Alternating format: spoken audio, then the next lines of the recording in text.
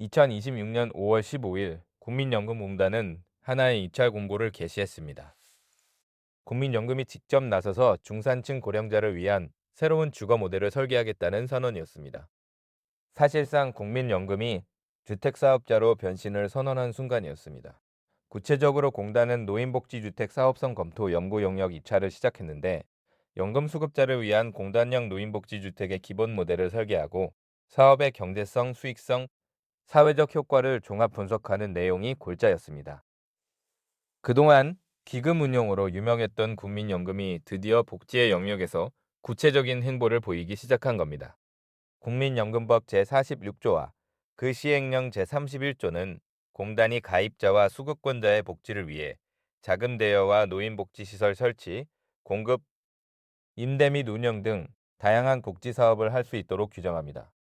법적으로는 이미 준비가 되어 있었고 이제 실행 단계에 들어선 겁니다.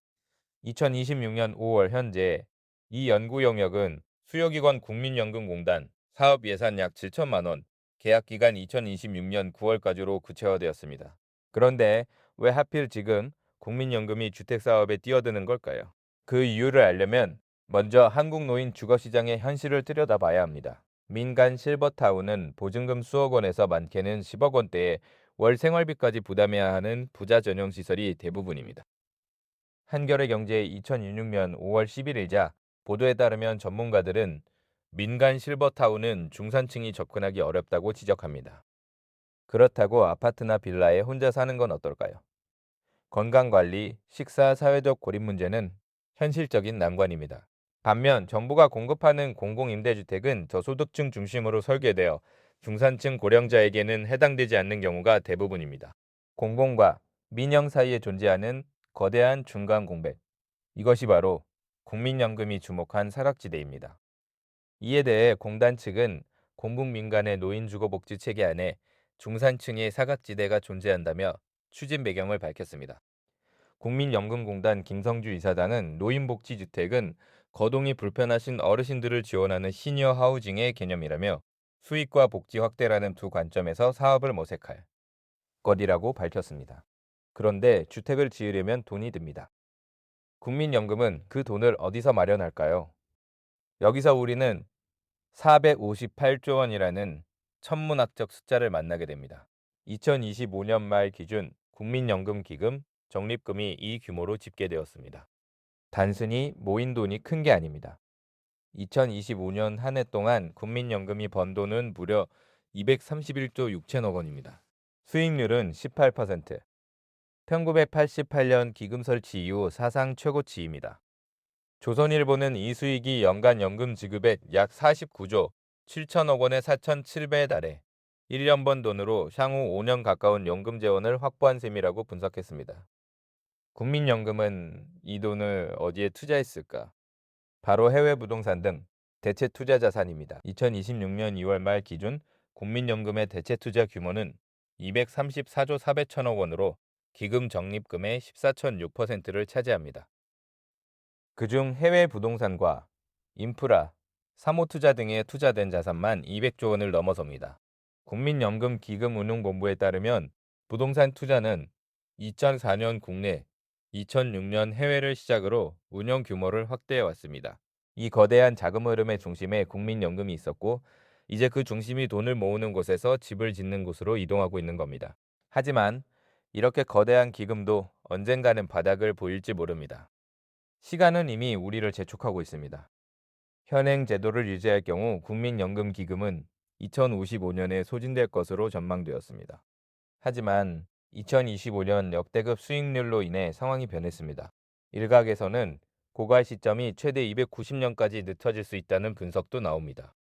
전문가들은 수익률이 1%포인트 오를 때마다 고갈 시점을 최대 7년까지 늦출 수 있다고 말합니다. 반면 보험료율 13% 인상만으로도 고갈 시점은 2055년에서 2061년으로 6년에서 7년 연장되는데 그칩니다. 즉 기금의 생명을 연장하는 가장 강력한 무기는 결국 수익률입니다. 고갈 시점을 연장할수록 미래 세대의 부담은 줄어듭니다. 현재 논의 중인 보험료 인상 효과가 6년에서 7년이라면 수익률 관리 하나로 그 2배, 3배의 효과를 볼 수도 있는 셈입니다. 그리고 그 연장된 시간을 활용해 국민연금은 기금을 안정적 수익 자산에 재투자해야 합니다. 그래서 국민연금이 선택한 해법이 바로 주택사업입니다. 연금을 집으로 바꾸는 실험이 시작됐습니다. 국민연금이 추진하는 모델은 단순한 임대주택 공급이 아닙니다. 주거와 의료, 건강관리, 커뮤니티 서비스를 결합한 복합형 시니어 주거 모델의 핵심입니다. 연금 기금에서 시설 건립과 유지비를 일부 부담하고 가입자와 수급권자가 입주하는 구조입니다. 입주자 공용 공간에는 건강관리와 생활지원 기능이 포함됩니다. 단지 내부의 관련 시설을 직접 구축하기 어려운 경우 인근 병원이나 복지시설 등 외부 인프라와 연계하는 방안도 함께 추진됩니다. 결국 국민연금은 연금이라는 현금을 넘어 주거라는 현물 복지를 제공하겠다는 것입니다.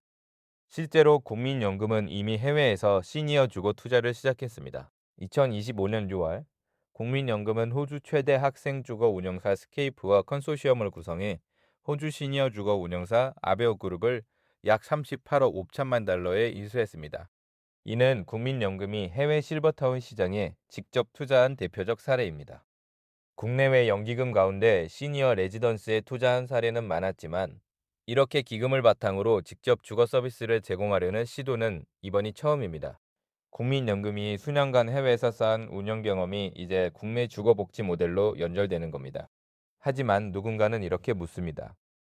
국민연금이 주택사업을 해도 되는 겁니까? 분명 논란은 존재합니다. 국민연금법 시행령은 공단이 노인복지시설의 설치, 공급, 임대, 운영 등 복지사업을 할 수 있도록 규정하고 있습니다. 하지만 법적 가능성과 별개로 연금기금을 활용해 주택사업에 나서는 것이 공단의 본래 역할에 맞느냐는 의문이 제기됩니다. 여성경제 2026년 5월 10일자 보도에 따르면 사업 대상이 중산층 연금 수급자로 한정될 경우 혜택 배분의 형평성 문제가 발생할 수 있다는 지적도 있습니다. 국민연금의 이번 결정은 단순한 부동산 투자가 아닙니다. 연금 제도의 패러다임 전환 가능성을 열어둔 실험입니다. 성공할 경우 현금 연금 일부를 주거로 대체하는 현물급여 모델이 전국으로 확산될 수 있습니다. 하지만 넘어야 할 산도 적지 않습니다. 낮은 수익성과 높은 초기 비용, 중산층이 감당할 수 있는 가격 설정과 국민연금 기금의 수익률 요건을 동시에 맞추는 것. 이것이 국민연금이 풀어야 할 가장 큰 숙제입니다. 그럼에도 불구하고 중산층 노년층에게는 실질적인 주거 대안이 될 수 있습니다. 현재 공공임대주택과 민간 고급 시니어타운 사이에서 중산층 노년층이 선택할 수 있는 주거 상품은 사실상 전무합니다. 국민연금이 이 틈을 메워줄 수 있을지 아니면 또 하나의 논란만 남기게 될지 그 판단은 아직 우리의 몫으로 남아 있습니다. 이 여정의 끝에서 우리는 하나의 질문을 마주하게 됩니다. 연금을 위해 일생을 바친 당신이 그 연금이 지은 집에서 편안한 노후를 보낼 수 있을까요? 아직 답은 나오지 않았습니다. 하지만 분명한 것은 그 선택의 시간이 성큼 다가왔다는 사실입니다. 그리고 그 선택의 무게는 결국 우리 각자의 몫입니다.